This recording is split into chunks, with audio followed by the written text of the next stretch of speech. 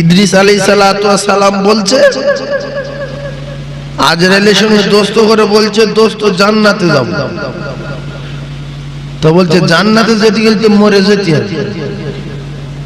এই কথা বুঝতে পারি, ইদ্রিস নই বলছে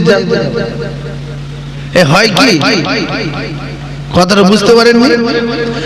আজরাইলের সঙ্গে দোস্ত করে ইদ্রিস নবী জীবিত অবস্থায় বলছে, দোস্ত আমি একটু জান্নাতে যাব। তা আজরাইল বলছে, দোস্ত জান্নাতে যেতে গেলে মরে যেতে হবে। তা বলছে না, তাহলে এক কাজ করো। বলছে কি? বলছে তুমি তো জান কবজা করা কাজ করো। বলে হ্যাঁ। তাহলে তুমি আমার দোস্ত যদি ধরো মরে যাই, আর ফের জান ধরে রাখবে, ঢুকিয়ে দেবে, জান আল্লাহর কাছে চলে যাবে। আজরাইল যুক্তি দিলেন, দোস্ত কাজ হতে পারে, যেহেতু আপনি আল্লাহর পয়গম্বর, আপনি একটু এই কথাটা আল্লাহকে বলুন। বলছে কোন কথা? যেই জান কবজা করে ধরে রাখার ব্যাপারটা। ইদ্রিস নবী বললেন, আল্লাহ আমি জান্নাতে যেতে চাই, কিন্তু মরে গিয়ে যেতে হবে। বলছে আমার দোস্ত আজরাইল, আপনি আজরাইলকে অর্ডার দিন, আমার জান কবজা করে মুঠো করে ধরে রাখো, আর ফের সঙ্গে সঙ্গে দিয়ে দি আল্লাহ জান আপনার কাছে নিয়ে না চলে যায়। আল্লাহ বললেন, ও আজরাইল, আমার আমার আমার পয়গম্বর ইদ্রিস যে কথা বলছে ঠিক তাই হবে। যেহেতু তুমি দোস্ত হয়েছো, এখন জান কবজা করবে, মুঠো করে ধরে রাখবে, আর ফের সঙ্গে দিয়ে দেবে। আল্লাহর আজরাইল জান কবজা করেছে, মুঠো করে ধরে রয়েছে, আবার সঙ্গে সঙ্গে জান দিয়ে দিয়েছে। ইদ্রিস নবীকে আজরাইল বললেন, দোস্ত মৃত্যুর যন্ত্রণা জ্বালা কেমন লাগলো? বলছে, দোস্ত গো মৃত্যুর জ্বালা যন্ত্রণা ভাষায় বলে বোঝানো যাবে না। এ জ্বালা যন্ত্রণা কি বোঝাবো দোস্ত? একটা জীবিত মানুষের মাথার তালু থেকে নিয়ে পায়ের তালু পর্যন্ত যদি চামড়া ছাড়িয়ে আনা হয়, যত না কষ্ট হয়, আর যে কত কোটি কোটি কোটি কোটি গুণ কষ্ট আমি নবী ইদ্রিস ভাষায় বলে বোঝাতে পারবো না। এই মৃত্যুর আযাব, মৃত্যুর যন্ত্রণা আছে না নাই? আল্লাহর পয়গম্বর নবী ইদ্রিস জান কবজা হয়ে যাবার পরে, জান ফিরিয়ে দেওয়ার পরে বলছে, দোস্ত এইবারে জান্নাত দেখতে যাব। এই সব ওয়াজ গুছিয়ে এক জায়গায় এসে না, সব লাইন ধরে যা যাবেন হয়ে সোজা হয়ে গেছে না যায়নি। এই দরুদ পড়েন মনে করে, দরুদ শরীফ আল্লাহুম্মা সাল্লি আলা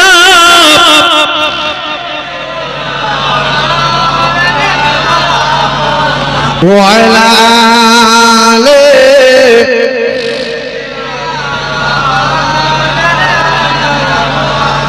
কে আসিল বলে এই পৃথিবী হলো জ্বালা। কে বাপের বেটা ভোগলো কষ্ট আসে না, যাদের জ্ঞান আছে দুটো লেওয়ার মতো তারাই আসে, পাগলা রাস্তায় ঘুরে। আমরা সব জ্ঞানী মানুষ, আল্লাহ আমাদের সঠিক জ্ঞান দেন, বলেন আমিন। আল্লাহর নবীর জন্য পৃথিবী উজালা, কথা ঠিক না ভুল গো? অন্ধকার যুগ আলো করেছে কে?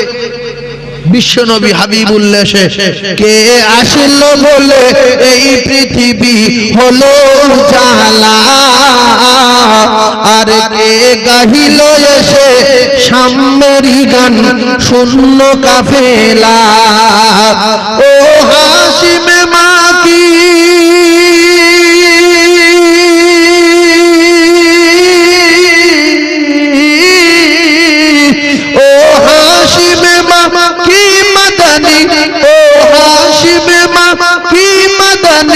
শাহে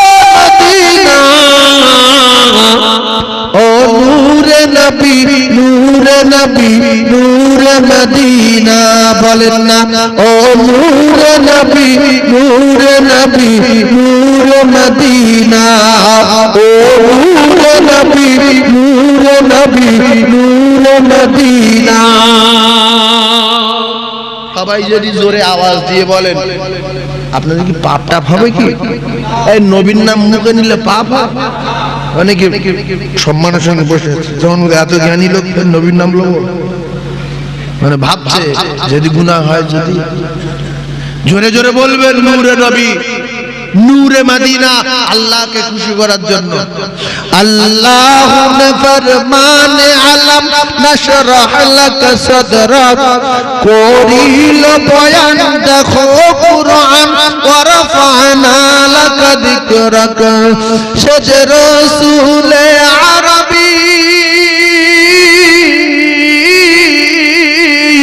সজ রাসূলে আরবী মানব দরদি সজ রাসূলে আরবী মানব দরদি শাফাআত শাফিনা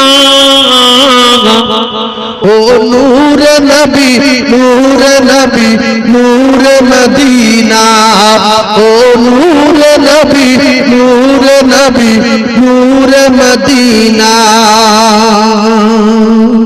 হযরত উমর করতে কতল নবীর দারে যায় হযরত উমর করতে কতল নবীর দারে যায় আর নূরানী তার চেহারা দেখে উমর ফিদা হয়ে যায় জোরে বলে আর জোরে হবে না সুবহানাল্লাহ আচ্ছা নবীর মারলে আমরা কি খুশি হতাম কলেজা ফেটে যেত না আমাদের কলেজা ফেটে যেত না হযরত উমর করতে কতল নবীর দারে যায় আরে নূরানী তার চেহারা দেখে উমর ফিদা হয়ে যায় তার চেহারা মায়াবী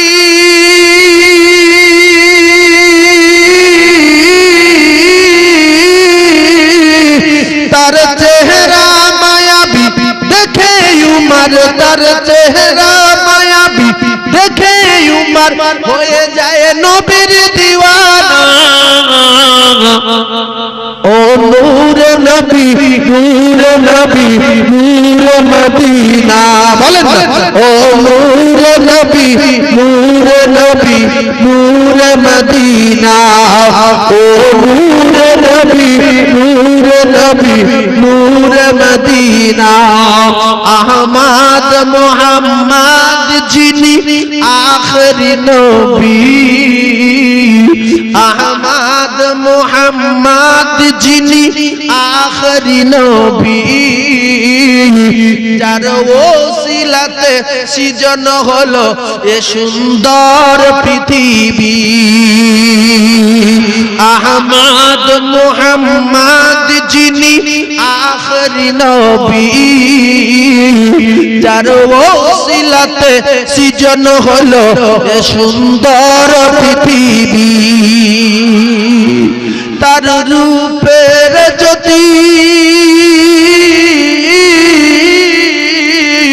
তার রূপের জ্যোতি দেখে রবি তার রূপের জ্যোতি দেখে রবি হয়ে যায় নবীর দিওয়ানা ও নূরে নবী নূরে নবী নূরে মদিনা ও নূরে নবী নূরে নবী নূরে মদিনা কে আসলো বলে এই পৃথিবী হলো উজালা কে গাহিল এসে সামেরি গান শূন্য কাফিলা ও হাশিম মাকি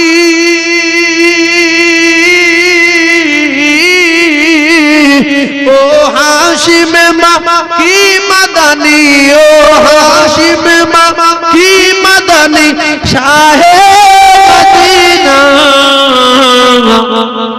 ও নূরে নবী নূরে মদিনা জোরে বলেন ও নূরে নবী নূরে নবী নূরে মদিনা আল্লাহুম্মা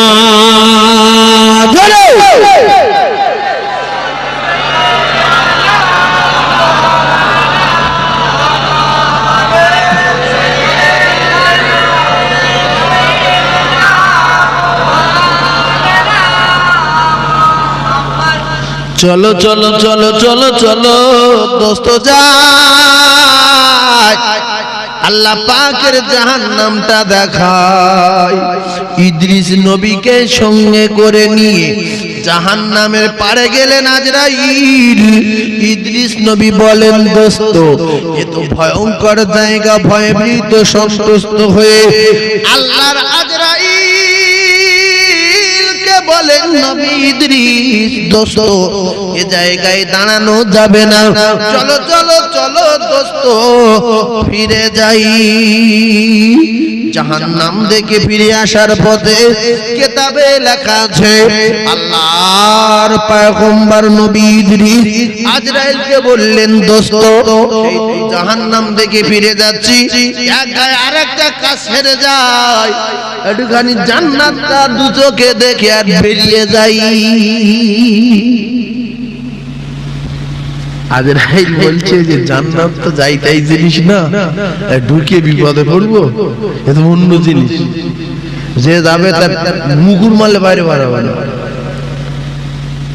তো ইদ্রিস নবী বলছে আমি যাবো, বিদ্যুৎ গতিতে ঘুরে চলে আসবো।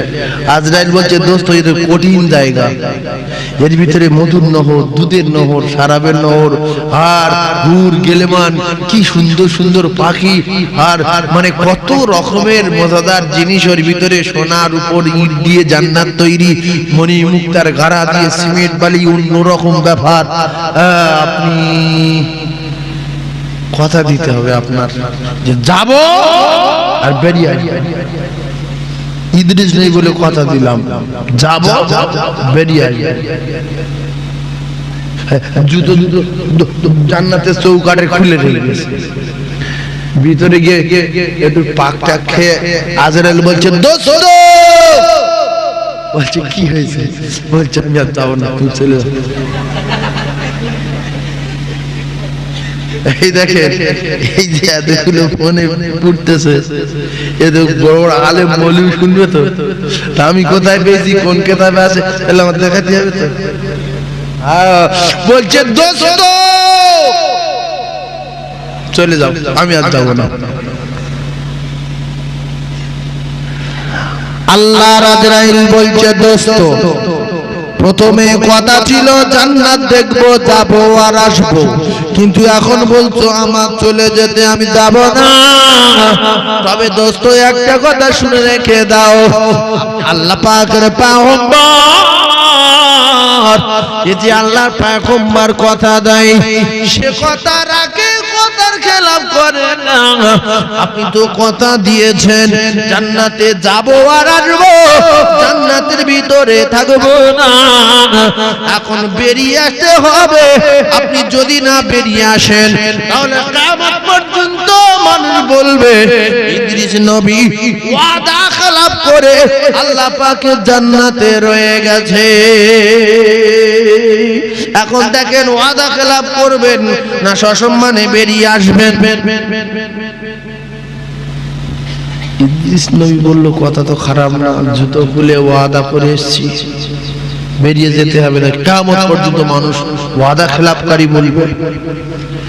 কদম তুলে বেরিয়ে আসলেন, জুতো দুখানা পায়ে দিয়ে বলছে, দোস্ত ওয়াদা যা করেছিলাম ঠিক আছে, কোনো অসুবিধা নাই। বলে না, কিতাবে লেখা আছে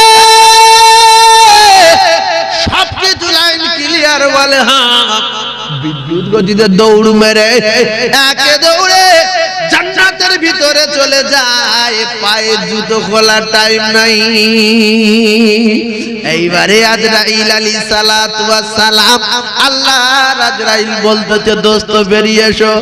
বলছে, অত সহজ না, আমি যে কোনো কায়দায় চলে বলে কলে কৌশলে জান্নাতের ভিতরে ঢুকে গেছি, আর জিন্দেগি যাব না।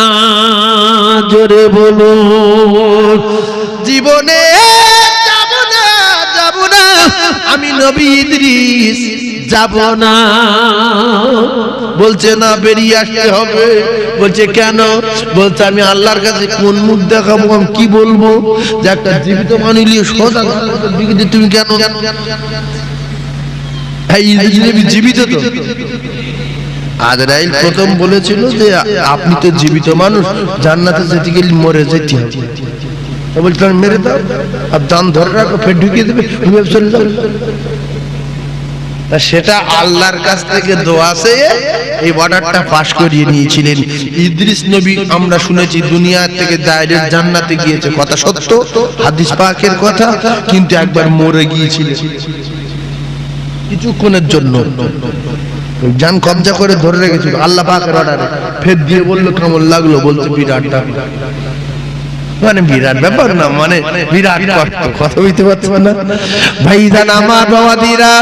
এখন ইদ্রিস নবী জান্নাতি, মালাকুল মউত জান্নাতের বাইরে। বলতে আমি কি বলবো, আমার আল্লাহর কাছে কি বলবো? আল্লাহর পয়গম্বর ইদ্রিস বলতে কি বলবে আমার কাছে? শুনে দাও, কি বলবে শুনে দাও। আমি যেটা শিখিয়ে দিচ্ছি সেইটা বলো। বলছি কি?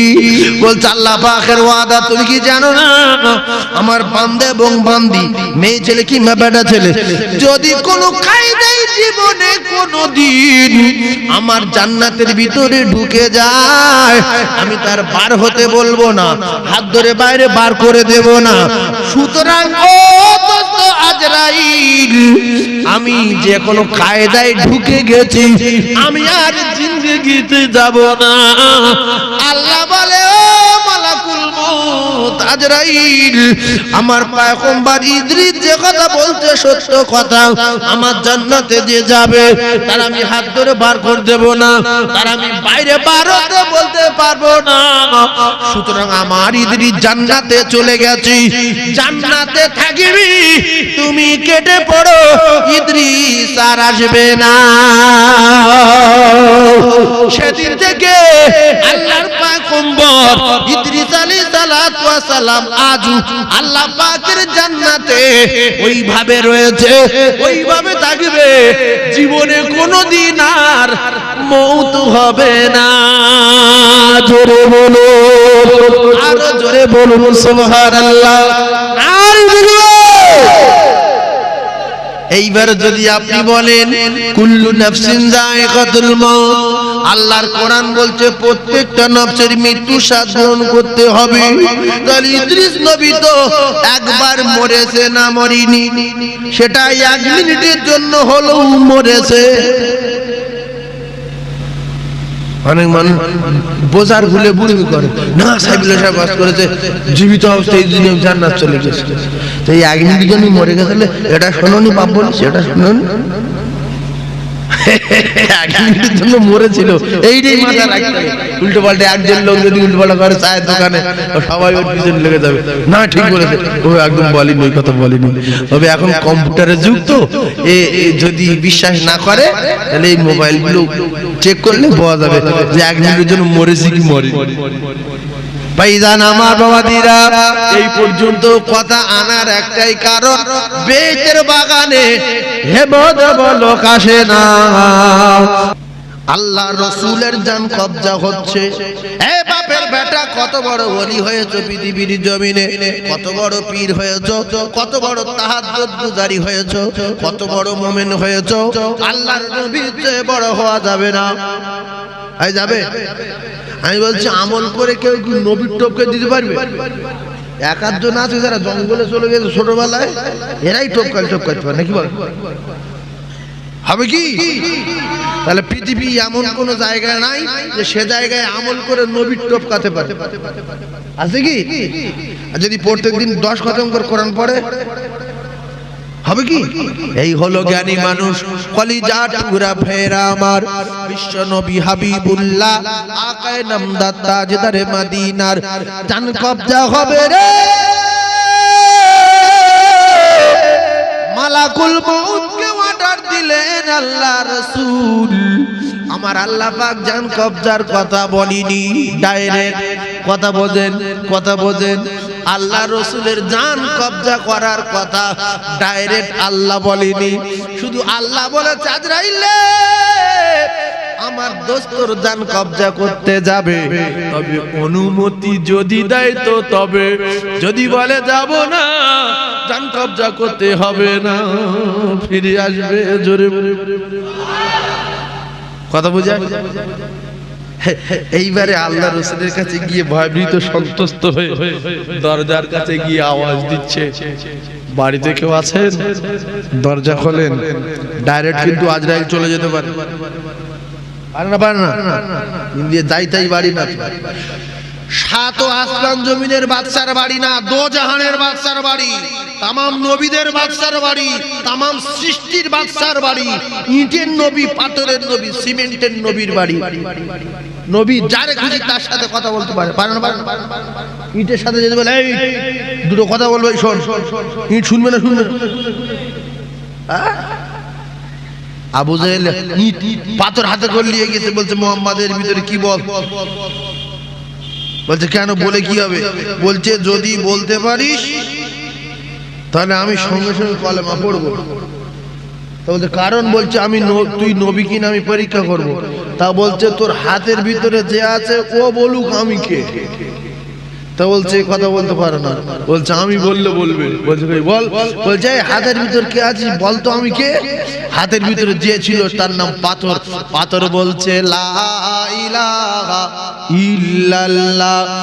এই আরবি ভাষার মানুষ আবু জেহেল, লা ইলাহা ইল্লাল্লাহ, নেই কোন মাবুদ এক আল্লাহ ছাড়া, ইনি হলেন আখিরি জামানার পয়গম্বর, আল্লাহর পাঠানো রাসূল। জোরে বলুন সুবহানাল্লাহ। নবী গাছের সাথে কথা বলতে পারে, নবী মাছের সাথে কথা বলতে পারে, নবী সাপের সাথে কথা বলতে পারে, নবী গাছের সাথে কথা বলতে পারে, নবী ইটের সাথে কথা বলতে পারে, নবী আসমানের চন্দ্রের সাথে কথা বলতে পারে। জোরে বলুন। চন্দ্রের সাথে কথা বললো, চাঁদের সাথে বলছে চাঁদ দুভাগ হয়ে যাবে। সঙ্গে সঙ্গে হয়েছে না হয়নি? এ বেঈমান বলতেছে এ তো আসমান পর্যন্ত হাত রে, এ তো যাইতাই লোক না, এর মেরে দেবো আর কোনো কেরামতি দেখতে চাই না বলে চুপচাপ মেরে খাটের উপর শুয়ে আছে। শুকনো বেঈমান। আমার নবী কুড়ে ঘরে শুয়ে আছে। আবু জাহেলের গিন্নির পেটিয়ে দিয়েছে, মুহাম্মদের ডেকে লিয়ে মেরে দে। আমার নবীর গাটে কে? নবীর গাটে কে রয়েছে? জিবরাইল আলাইহিস সালাতু ওয়াস সালাম। নবীর গাটে কে? এই বাদশার একটা গার্ড থাকে না, বাদশার গার্ড থাকে না, রাজা বাদশা মন্ত্রী, আমাদের প্রধানমন্ত্রীর গার্ড নেই? আমাদের পশ্চিম বাংলার মুখ্যমন্ত্রীর গার্ড নেই? তা আমার নবী সাত আসমান জমিনের বাদশা, গার্ড নেই? সে গার্ড খুব শক্তিশালী গার্ড, তার নাম জিবরিল আলাইহিস সালাতু ওয়াস সালাম। আমার পৃথিবীর লোক একদিকে, জিবরিল যদি মনে করে এরকম করবে সব ছড়িয়ে যাবে, কোথায় যাবে কারের কোনো চিহ্ন থাকবে না, যারা মানুষ বলে কিছু ছিল, শুধু এই কথা ঠিক না? জিবরাইল আলাইহিস সালাতু ওয়াস সালামের আল্লাহ বলেছে যে আমার পয়গম্বরের দায়িত্ব নিয়েছি ইসমাইল জবিউল্লাহ আর আমার বান্দি হাজরা, আমার পয়গম্বরের মাকে আমি খেতে দেব। অনেক হয়েছে, অনেক দৌড়াদৌড়ি করেছে, এখন সাফা মারোয়া 7 বার দৌড়ানো হয়ে গেছে, তুমি গিয়ে একটু ডানাটা নিয়ে ওই কাবা ঘরের পাশে একটু ঠুকে দাও। জিবরিল আলাইহিস সালাতু ওয়াস সালাম ইসমাইল জবিউল্লাহর পায়ের কাছে ঠুকে দিয়েছে। একটা বার ঠুকেছে, সেই ঠোকার দাপটে কতটা গভীর, কতটা খালা, কতটা পানি পৃথিবীর আজ পর্যন্ত কোনো মানুষ খবর পায়নি, আর কিয়ামত পর্যন্ত পাবে না। ওটা জিবরিলের ডানা মারা কাটানো পুকুর, আল্লাহর অর্ডারে। তাই মক্কা শরীফে সব জায়গায় তেল, ওই পানি তেলের গন্ধ নাই। বলুন সুবহানাল্লাহ। আরো জোরে বলুন সুবহানাল্লাহ। একে মারি কোথায় গেল কোনো খবর নাই। সেই প্রহরী, সেই জিবরিল আলাইহিস সালাতু ওয়াস সালাম আল্লাহর রাসূলের প্রহরী আর পাহারাদার। শুকনো বেঈমানের গিন্নি শুকনো বেঈমানের গিন্নি কদম তুলে তুলে রাসূলের কাছে গেল। এই মুহাম্মদ, তোর চাচা ডেকেছে রে, আর আল্লাহর নবীর বড় টার্গেট। চাচা যদি কলেমা পড়ে লাগায় তাহলে আমার মক্কা ছাড়তে হবে না, মক্কায় আমার আর কেউ অত্যাচার করবে না। বিশ্ব নবী দৌড়ে দৌড়ে আসছে, আর শুকনো বেঈমান দরজাটা লাগিয়ে রেখেছিল। এই দরজা সোজাসুজি বিরাট বড় গর্ত কেটে রেখেছে, বিশাল কূপ। রসুল দরজা খুলবে, চাচা যদি কলমা পড়ে লাগে তাহলে আমার জীবন ধন্য হয়ে যাবে। সঙ্গে সঙ্গে জিবরিল ডানা দিয়ে আটকে দিলেন, ইয়া রাসূলুল্লাহ দাঁড়ান। জোরে বলুন সুবহানাল্লাহ, আরো জোরে বলুন সুবহানাল্লাহ। এ দেখতে মানুষ নাই, জন নাই, এ গল্প করছে কার সাথে? কে গল্প করছে? হ্যাঁ, আল্লাহ রসুল জিবরাইলের সঙ্গে গল্প করছে। ভাই আবু জেহেল তো শুকনো বেঈমান, ও কি জিবরিল দেখতে পাবে? আর আমার নবী যে আটকে দিল, রসুল বলছে ভাই জিবরাইল খবর কি? ও চাচা আমার ডেকেছে, আমি যাচ্ছি, কি হয়েছে? বলছে ইয়া রাসূলুল্লাহ যাবেন না, ইয়া হাবিবাল্লাহ যাবেন না, ইয়া রাসূলুল্লাহ ইয়া হাবিবাল্লাহ যাবেন না। দরজা খুললে আপনি গর্তয় পড়ে যাবেন, চিরজন্মের মতো মারা যাবেন, ইয়া রাসূলুল্লাহ যাবেন না। আল্লাহ রাসূল দো জানের বাদশাহ, আর একটা কদম আগে না যে বিশ্ব নবী যখন ফিরেছে, এর মাথায় আগুন লেগেছে। আরে দরজার কাছে যে ফিরে যায় কেন? আমি আমার ভাইপোকে ধরে ফেলবো, কারো আমি পালোয়ান, আর তো বাচ্চা ছেলে, ওর ডানা ধরে ঝাড়া মারলে গর্তের ভিতরে পড়বি। ওরে শুকনো পালোয়ান, তোর মতো যদি 1 কোটি পালোয়ান আসে, বিশ্ব নবী যদি ফুঁক দেয়, তোর মতো 1 কোটি পালোয়ান বিস্ফোরণ হয়ে মরে যাবে। যাবে না? যাবে না যদি ফুঁক দেয় এরকম? আল্লাহ রসুল দিন দুনিয়ার বাদশাহ ধরবো বলে বেঈমান লাম মেরে উঠেছে, যেই উঠেছে দৌড়ে যাচ্ছে, ওইভাবে গর্ত হয়ে পড়েছে। গিন্নির বলছে পালায় না যেন, তাড়াতাড়ি দড়ি লিয়ে আয়, এনে দড়ি ফেল। যত দড়ি ফেলে বলার হাত 3 জোগাড় কর, ফের 10 হাত দেয় বলে হাত 3 হাত জোগাড় কর, ফের আনে বলে হাত 3 জোগাড় কর, ফের আনে বলে খোঁজ, সব দড়ি দড়ি শেষ। বলছে মুহাম্মাদের ডাক, কলেমা পড়তে হবে, আমি বুঝতে পেরেছি। আল্লাহ রসুলের ডাকলো, আমার নবী কি দয়ার নবী দেখেন। বিশ্ব নবী আসলো, এসে বলছে চাচু কি ব্যাপার? বলছে আমি খায় হয়ে গেছি, আমি মরে যাবো। বাপ বলি তোল, আমি উঠি পর কলেমা পড়ে নিচ্ছি। আল্লাহ রসুল হাত বাড়াবেন, কেতাবে লেখা আছে। তো জিবরিল বলছে ইয়া রাসূলুল্লাহ হাত বাড়াবেন না, গন্ডগোল আছে। কোন কোন কেতাবে বলা আছে বিশ্ব নবী হাত বাড়িয়ে তুলেছে, কোন কেতাবে বলা আছে বিশ্ব নবী রুমাল দিয়েছিলেন। রুমাল যে গন্ডগোল করতে পারে, রুমাল দিয়ে ওই বিরাট বড় কুয়া থেকে টুক করে টেনে তুলেছে, হাতটা লম্বা করে দিয়ে। ও উঠে বলছে মুহাম্মদ একটা কথা বলবো, কলেমা পড়া খুব বড় টার্গেট ছিল, কিন্তু পড়বো না তার একটাই কারণ, তো চাচি হাজার হাজার দড়িলে গর্তের ভিতরে ফেলে তুলতে পারিনি। তুই যদি জাদুকর না হবি, তুই একটুখানি রুমাল ফেলে তুই কি ব্যাপার? ইস, মানুষ এরকম থাকে। এই কথাটা বলার কারণ হলো একটাই, ও কলিজার টুকরা ভাইরা বা যুবকেরা জনেরা, ঠান্ডা মাথায় তত্ত্ব বোঝার চেষ্টা করুন। এই কথাটা বলার কারণ, আবু বকর মানুষ ছিল, হযরতে আবু বকর তিনিও মক্কাতুল মুআজ্জামিন মুআজ্জামাত জমিনে জন্মগ্রহণ করেছিল। আবু জেহেল মানুষ ছিল, কিন্তু আবু বকর সিদ্দিক রাসূল পাকের নীতি মেনে নিয়ে, রাসূল পাকের আদর্শ রাসূল পাকের চরিত্র, রাসূল পাকের সমস্ত দিকটাই মেনে নিয়ে রাসূলের প্রেমে ফানা হয়ে বিশ্ব নবীর সঙ্গে দোস্ত করে পৃথিবীর 1 নম্বর হয়ে গেল। আর আবু জেহেল মানুষ ছিল, আবু জেহেলটা নবীর নীতি মানিনি, নবীর কলেমা পড়িনি, এই পৃথিবীর জমিন থেকে কাফের হয়ে বিদায় নিল। কলিজার টুকরা ভাইরা আমার, ও বাবায়েরা, বোনেরা, বেটিরা, কলিজার টুকরা যুবকেরা, জওয়ানেরা, একটু ঠান্ডা মাথায় তত্ত্ব বোঝার চেষ্টা করুন। মেনে নেওয়ার নাম হলো ঈমান।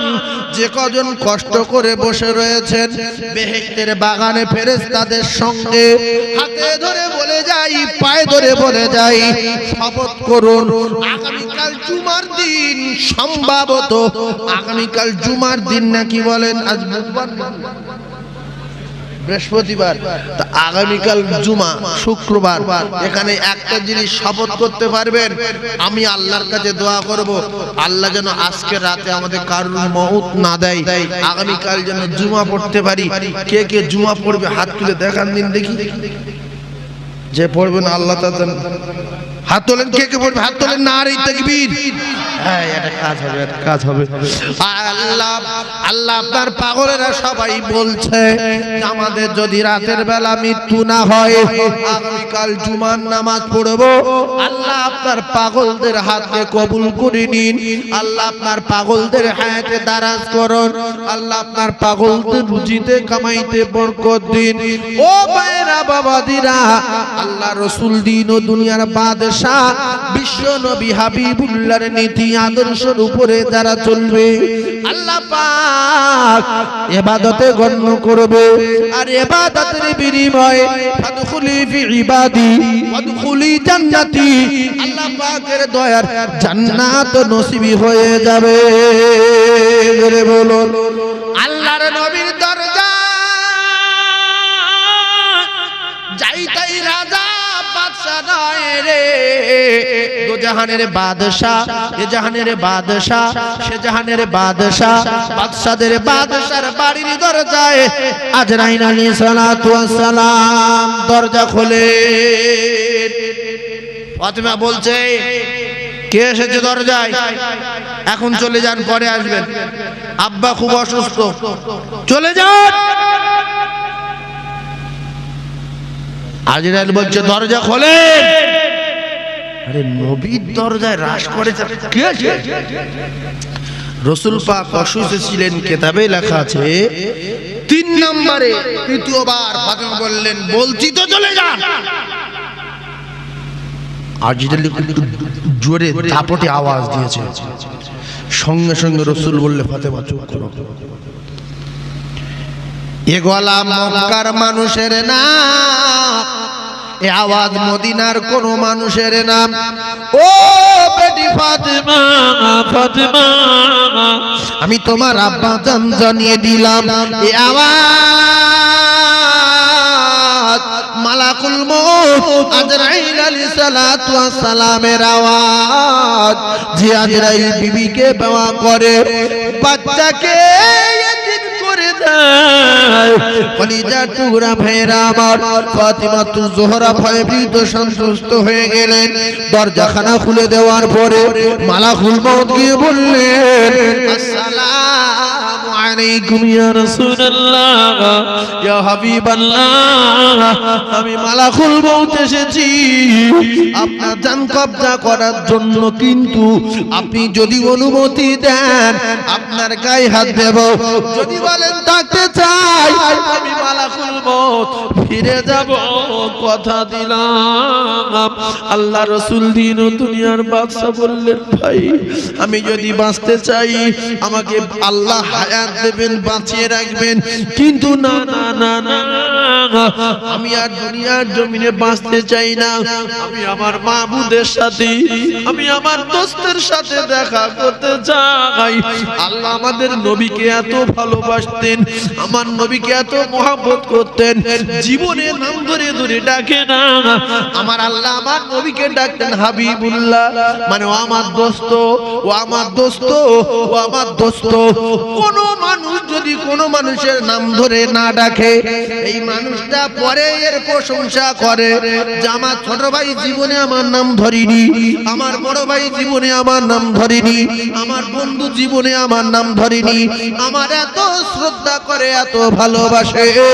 কলিজার টুকরা ভাইরা আমার, আল্লাহ রাসূল দিন ও দুনিয়ার বাদশাকে আল্লাহ বলেন, দোস্ত দোস্ত দোস্ত, আমি আমার দোস্তের সঙ্গে দেখা করতে চাই। আল্লাহ আজরাইল তখন বিশ্ব নবী হাবিবুল্লাহ জান কবজা করবেন, কিন্তু আমার আল্লাহ পাক জানিয়েছেন মালাকুল মউত যদি দোস্ত অনুমতি দেয়, তবে একটা কথা শুনে রেখে দাও, এমন ভাবে আমার দোস্ত জান কবজা করো, আমার দোস্ত যেন কোনো কায়দায় কষ্ট না পায়। আর পৃথিবীর জমিনে তুমি যতগুলো জান কবজা করেছো আজ পর্যন্ত, সর্ব অপেক্ষায় আসানির সঙ্গে আমার দোস্ত জানটা কবজা করো। ও মায়েরা বুড়া বেটিরা, আল্লাহ রাসূলের বুকে আঙুল ঠেকালেন মালাকুল মউত। নবী হাবিবুল্লাহ বললেন, দোস্ত আজরাইল, আমি অর্ডার দেওয়ার সঙ্গে সঙ্গে তুমি কি আমার কলিজার উপরে পাহাড় চাপিয়ে দিলে? বিশ্ব নবী হাবিবুল্লাহর মতো নামী, বিশ্ব নবী হাবিবুল্লাহর মতো দামি, বিশ্ব নবী হাবিবুল্লাহর মতো জ্ঞানী, বিশ্ব নবী হাবিবুল্লাহর মতো মহামানব পৃথিবীর জমিনে হয়নি, আর কিয়ামত পর্যন্ত হবে না। সেই নবীর যদি মৃত্যুর যন্ত্রণা হয়, সেই নবী যদি মৃত্যুর কষ্ট হয়, ও কলিজার টুকরা, কত বড় ঈমানওয়ালা হয়েছেন, মৃত্যুর যন্ত্রণা হবে না।